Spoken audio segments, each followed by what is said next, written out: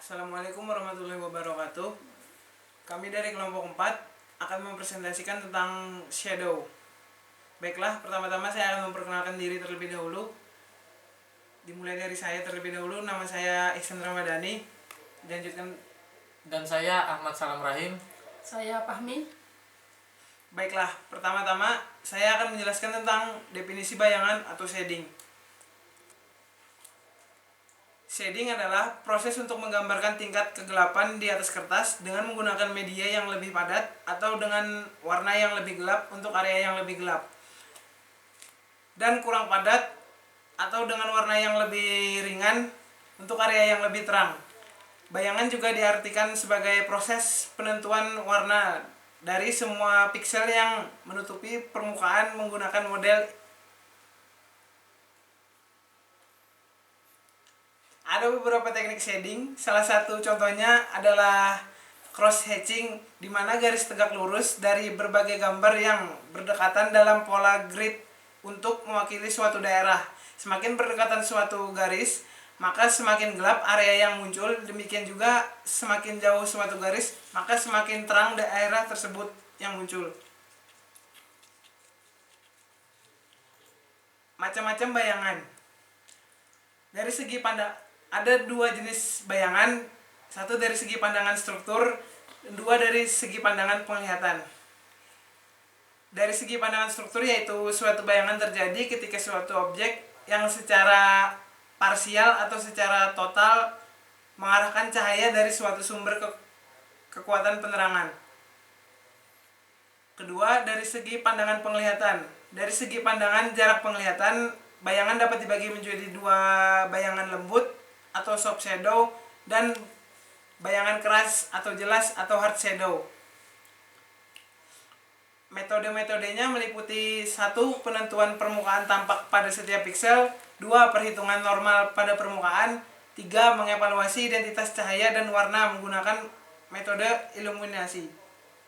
Baiklah, selanjutnya akan dilanjutkan oleh teman saya. Unsur yang mempengaruhi bayangan ada 3. Yang pertama, normal vektor. Yang kedua, unit vektor. Dan ketiga, optical vektor. Yang pertama, normal vektor adalah vektor yang arahnya tegak lurus pada luasan atau phase. Yang kedua, unit vektor adalah vektor yang besarnya satu satuan dan arahnya tergantung arah vektor asalnya.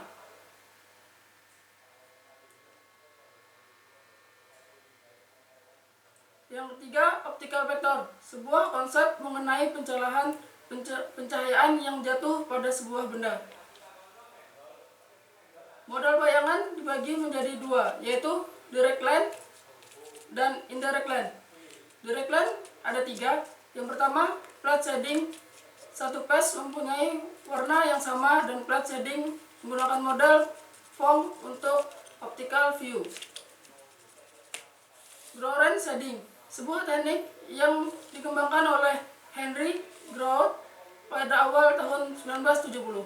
Teknik ini menampilkan kesan gelap terang dari sebuah permukaan objek dengan menghitungkan warna dan pencahayaan dari tiap sudut segitiga. Yang ketiga, Phong shading. Terdapat perbedaan antara Phong shading dengan Phong lighting. Phong lighting merupakan model empiris untuk menghitung iluminasi pada titik pada permukaan, sedangkan Phong shading merupakan interpolasi linier permukaan normal di segi itu. Indirect line itu ada 2. Yang pertama, ray tracking adalah mode untuk menghitung jalan gelombang atau vertikal melalui suatu sistem. Yang kedua, radiosity adalah teknik pencahayaan virtual yang hasilnya paling realistik di antara metode-metode lainnya. Pencahayaan atau lighting. Pencahayaan merupakan salah satu faktor untuk mendapatkan keadaan lingkungan yang aman dan nyaman, dan berkaitan erat dengan produktivitas manusia menurut sumbernya.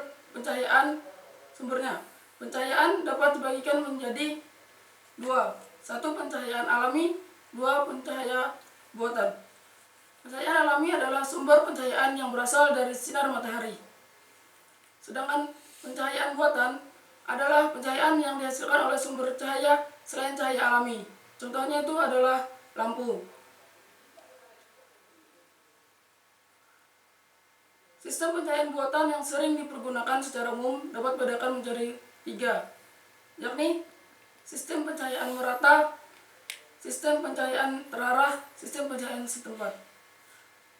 Sistem pencahayaan merata itu adalah sistem iluminasi cahaya tersebar secara merata di seluruh ruangan. Sistem pencahayaan terarah. Sistem ini seluruh ruangan memperoleh pencahayaan dari salah satu arah tertentu. Sistem pencahayaan setempat. Sistem ini cahaya dikonsentrasikan pada suatu objek tertentu, misalnya tempat kerja yang memerlukan tugas visual. Baik, saya akan melanjutkan pada slide berikutnya, yaitu ada sistem pencahayaan di ruangan termasuk di tempat kerja. Itu dapat dibedakan menjadi 5. Yang pertama itu sistem pencahayaan langsung atau biasa disebut direct lighting. Pada sistem ini 90-100% cahaya itu diarahkan secara langsung ke benda yang perlu diterangi. Sistem ini dinilai paling efektif dan dalam mengatur pencahayaan.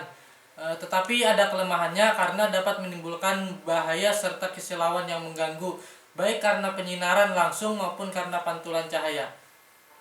Kemudian yang kedua itu pencahayaan semi langsung. Pada sistem ini 60-90% cahaya diarahkan langsung pada benda yang perlu diterangi, sedangkan sisanya dipantulkan ke langit-langit dan dinding. Dengan sistem ini kelemahan pada pencahayaan langsung itu dapat dikurangi. Diketahui bahwa langit-langit dan dinding yang diplester putih memiliki efisiensi pemantulan 90%, sedangkan apabila dicat putih efisien pemantulan antara 5-90%. Kemudian yang ketiga itu sistem pencahayaan difus atau biasa disebut general diffuse lighting. Pada sistem ini pencahayaan setengah cahaya itu 40-60% diarahkan pada benda yang perlu disinari, sedangkan sisanya dipantulkan ke langit-langit dan dinding. Yang keempat itu sistem pencahayaan semi tidak langsung atau semi indirect lighting. Pada sistem ini 60-90% cahaya diarahkan ke langit-langit dan dinding pada bagian atas, sedangkan sisanya diarahkan ke bagian bawah. Untuk hasil yang optimal, disarankan langit-langit perlu diberikan perhatian serta dirawat dengan baik. Pada sistem ini, masalah bayangan praktis tidak ada serta kesilauan dapat dikurangi. Yang terakhir itu ada sistem pencahayaan tidak langsung atau indirect lighting.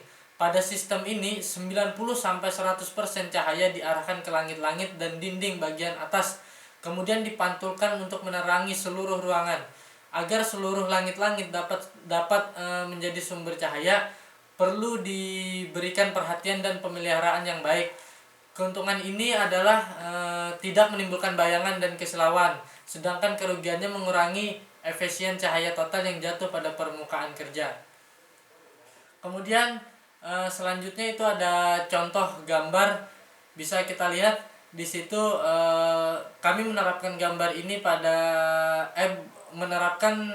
pada aplikasi Unity.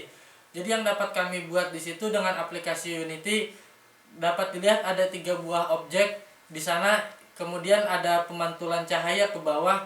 Itu di situ sumber cahayanya berasal dari atas atau dari atas benda pada agak sebelah kiri, sehingga bayangan yang dihasilkan itu berada pada di bagian bawah objek sebelah kanan. Kemudian pada penerapan dunia nyatanya itu sebenarnya bisa kita perhatikan sewaktu kita bercermin. Pada cermin datar, objek akan direfleksikan ke dalam bayangan yang akan membentuk objek yang bersifat nyata. Tingginya itu sama besar, bentuknya sama, dan kemudian jarak dari objek dengan cermin itu pun sama yang akan direfleksikan oleh cermin. Kemudian contoh berikutnya itu misalkan pada genangan air yang ada di tanah. Bisa dilihat pada gambar tersebut, di situ anggaplah ada benda yang berbentuk bendera. Kemudian ada objek, ada sumber yang merefleksikan benda tersebut, sehingga benda tersebut menjadi terbalik.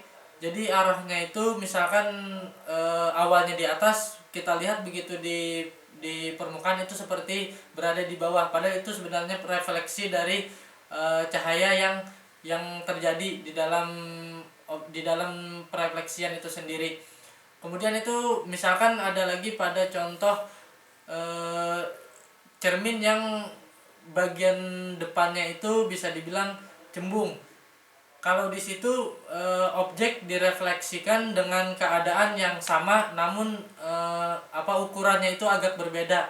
Di situ dilihat bahwa orang tersebut berdiri di atas, namun shadow atau bayangan yang dihasilkan itu malah terlihat lebih gemuk dan lebih besar. Itu karena permukaannya yang bersifat cembung. Begitu sebaliknya, seandainya refleksi dari objek itu bersifat cekung, maka objek yang direfleksikan itu kemungkinan akan bersifat lebih kurus atau lebih tinggi, seperti itu. Sekian presentasi kami mengenai shadow. Salah khilaf mohon dimaafkan. Terima kasih. Wassalamualaikum warahmatullahi wabarakatuh.